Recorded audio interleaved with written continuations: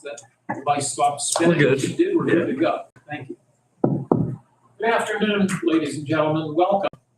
I will call to order this special meeting of the Florence County Retirement Board. Today is Tuesday, March 24 of 2026.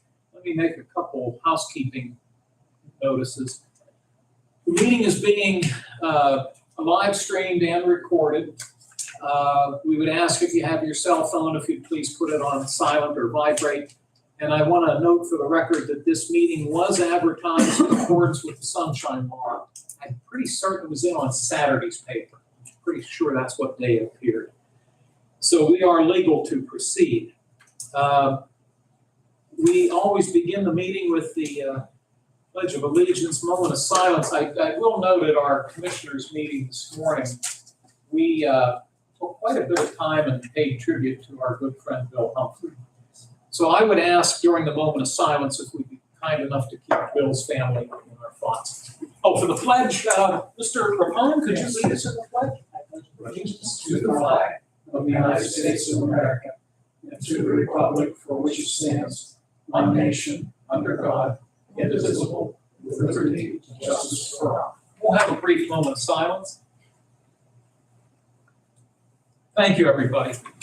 Vanessa, could you call the roll, please? Controller Prestipine. Here. Treasurer Rapone. Present. Commissioner Sinata. Here. Commissioner Kennedy. Here. Commissioner Vogler. Here. We do have a quorum.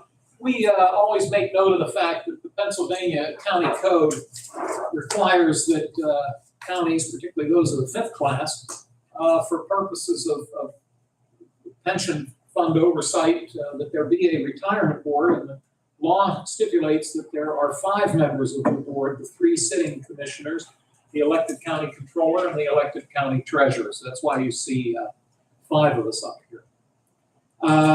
We always set aside time for public comment. We ask that your comments be related to retirement board matters, and we'll do this twice. Now, as we speak, there are no members of the public here, but we do have a couple staff folks, so I will open it in case anybody does have a public comment this time. Hearing and seeing none, we'll repeat this before we adjourn. Any opening statements from my colleagues? Mr. Sinata? Mr. Rapone? Mr. Prestipine? No. Mr. Kennedy? No. Thank you. We have 2 sets of minutes in our packet dated November 18 of 2025 and February 10 of 2026. Those were regular meetings of the Retirement Board. This board meets generally on a quarterly basis. So gentlemen, take whatever time you need to look these minutes over. Whenever one of you is ready, I'd be happy to accept a motion for us to adopt the minutes. Mr. Chairman? Yes, sir. On the minutes, I just noticed that my name is missing. The opening statement. I was at the meeting and we received a 5-0 vote. Yes, that would be November 18. Correct. Yes, I do see that. So I can have that correct. Absolutely. I will write it in, and then when we accept the motion, we would ask that the correction be made and that Commissioner Sinata's name be added. We're good on the 10th, aren't we? Yeah. Yes. Okay, thank you. Thanks for catching that. Does anyone else have any concerns about the minutes? If not, could I have a motion to approve the minutes, including the addition of Mr. Commissioner Sinata's name to the November 18, 2025 minutes? I'll make that motion. Thank you, Mr. Kennedy. Is there a second? I'll second the motion. Thank you, Mr. Sinata. Any discussion? Hearing none, roll call, please. Controller Prestipine. Yes. Treasurer Rapone. Yes. Commissioner Sinata. Yes. Commissioner Kennedy. Yes. Commissioner Vogler. Yes. Motion carries. Thank you. The minutes are approved. The reason we're meeting today, and it was specified in the legal ad, for those of you who may have followed our recent quarterly meetings, a while back, this board voted to implement a cost of living adjustment for the retirees of the county. And we followed the guidelines that were submitted to our board secretary, Controller Prestipine, in terms of implementing that COLA. And one of the things that was in the letter from the, is it the actuary? Yes, the actuary that had sent us correspondence with the guidelines, they did indicate you basically had to have a cutoff date for the implementation of the COLA. And I believe the date was December 31 of 2024, maybe. We had a retiree who has attended some of our recent meetings, and this individual has also secured legal counsel, expressing essentially disagreement with the board's decision as it relates to the cutoff date. Basically, we said if you retired after this particular date, you would not be eligible for the COLA. And again, that was based on reasoning from the actuary upon whom we rely. I'm going to turn this over, and I very much appreciate his joining us today. We've asked our solicitor, Attorney Medora, to join us because the individual, the retiree, has secured legal counsel. And even though the board has voted at a public meeting to adhere to our position that that cutoff date should be December 31 of 2024, the retiree continues to disagree with our viewpoint, and as I noted, has secured legal counsel. There is a process that we are now going to follow, and if the solicitor, Jason Medora, would be so kind, if you could explain the process, but also if I missed anything or if I spoke incorrectly, please make any adjustments. You haven't missed anything. The process is an administrative appeal that the employee has the ability to exercise. Through legal counsel, she has exercised that request.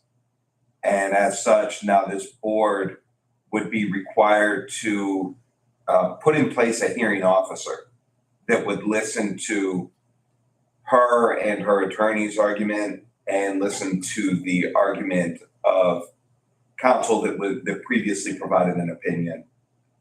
They will give competing opinions regarding why the board did what they did, as opposed to why she believes the board should have allowed her to get a COLA increase also. The name of the hearing officer is an individual that was recommended by counsel that we've utilized previously. She has experience in employer-related pension appeal issues, and she is willing to sit as the hearing officer. The hearing will take place.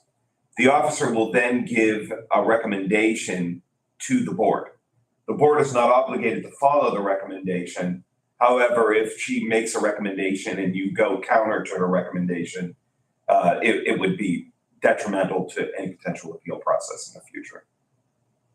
So that's what needs to take place. We need to appoint a hearing officer, and then the hearing officer will set a date and time after coordinating with the two counsel, set a date and time for the hearing to take place. I appreciate that information. It's very helpful. Are you willing to take some questions from us? Yes. I thank you for that as well. To your knowledge, once the hearing date is established, is that open to the public? Are we required to have that in? And would it then necessitate a legal ad? Yes. Okay. When that hearing then does take place in public,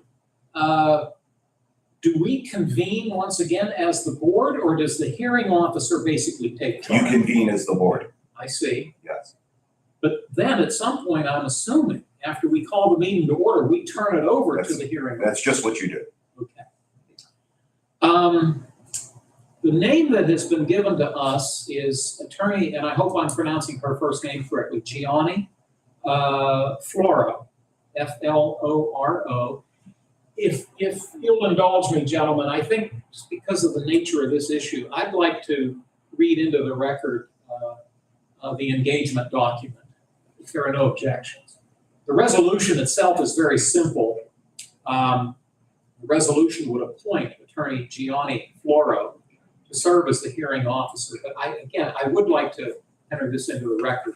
It's dated March 24, RE and the engagement of Gianni Floro Esquire to serve as hearing officer for the Lawrence County Retirement Board. This agreement is by and between the Lawrence County Retirement Board, hereinafter referred to as the Retirement Board, and Gianni Floro Esquire of Gianni Floro PC, having a principal place of business on Ohio River Boulevard in Sewickley. She is hereinafter referred to as the hearing officer.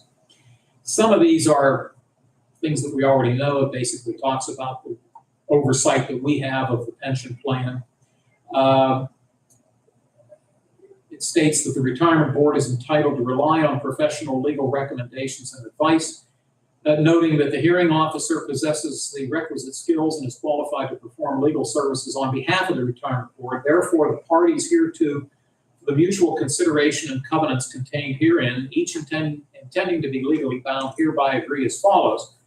The role of the hearing officer is to conduct proceedings in a neutral, objective manner and in accordance with the standards and requirements of the local agency law and the county pension law, and to recommend and advise the retirement board regarding the same. The hearing officer is appointed to conduct a local agency hearing regarding the cost of living adjustment appeal of the individual's name is stated. Am I in order to state her name, or should I refrain from doing You could refrain. I will refrain. The compensation for the hearing officer's time is expended by the hourly billable rate of $250. The term of the agreement is from March 1 of 2026 through December 31 of 2026. Then if we agree to this, if we approve the resolution, then this document will need to be signed by Attorney Floro and then all 5 members of the retirement. Now, thank you for allowing me to do that. I'm going to now open up to see if my colleagues have questions or comments, and I'll start with Mr. Kennedy. No. Thank you. Mr. Preston. Nothing. Thank you, sir. Mr. Rapone? No. Mr. Sanada? No. Thank you very much. The resolution, what number is our resolution? 2. Number 2. Okay. It's short. Whereas the Lawrence County Retirement Board needs to retain a hearing officer for a pending matter, now therefore be it resolved by the County Retirement Board that the board approves the appointment of Gianni Floro as a hearing officer to conduct the hearing and submit a recommended disposition to the board per the attached agreement. Before I take a motion for the resolution, have I overlooked anything else, Counselor, or is No, there anything sir. else you wish to add? No, thank you. We certainly appreciate your guidance, and thanks for taking the time No problem. to join us. This is proposed resolution 2. Would someone care to make a motion? Thank you, Mr. Preston Klein. Is there a second? I'll shut. Thank you, Mr. Kennedy. Discussion. Comments or questions or concerns?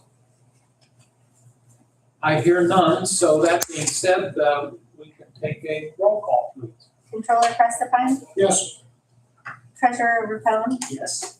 Commissioner Sinata, Yes. Commissioner Kennedy, Yes. Commissioner Vogler. Yes. Motion carries. Thank you, Vanessa. Quick note to Vanessa, I will give my packet to Debbie Walker. I'm assuming you or the attorney have particularly the engagement document. Okay, if I need to find a copy, Mhm. okay, thank you. Gentlemen, that's the only business we have at this time, but please, let me go back again and start with Mr. Sanada. Do you have anything else to that? No, Mr. Chairman, I don't. Thank you, sir. Mr. Capone? Mr. Preston? No. And Mr. Kennedy? No. We commented, Dan and I have been chatting about, we were wondering, well, would this meeting involve Sarah Wilson having to be here? Obviously it didn't. Probably a good thing, because her news might not have been good today as it was a couple months ago. So maybe by the time she comes back, things will be better. So, let's hope. That takes us to public comment. Let me open the floor. Anybody has any public comment this time? I see and hear none. So that does take us to adjournment, unless someone else has anything they wish to bring up. May I have an adjournment motion? Motion to adjourn. A second. Thank you. All those in favor, please say aye. Aye. Opposed, the same sign. Motion carried. The meeting is adjourned. Thank you so much, gentlemen. Our audience. Dan and Yeah, but I'm not close to retirement. Dan and Chris. Yeah.